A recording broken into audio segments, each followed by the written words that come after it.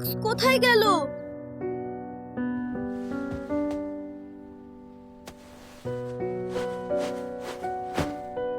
আম্মু, আমার pencil box কেউ নিয়ে গেছে।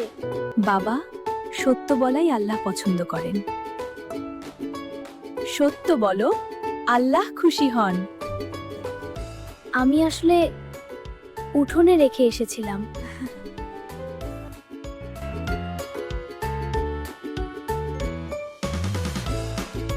এই তো পেয়ে গেছি। দেখলে বাবা, সত্য বললে সমস্যার সমাধান হয়। তুমি এত খুশি কেন? সত্য বললে আল্লাহ খুশি হন। মিথ্যা হারাম, সত্য বলো প্রতিদিন।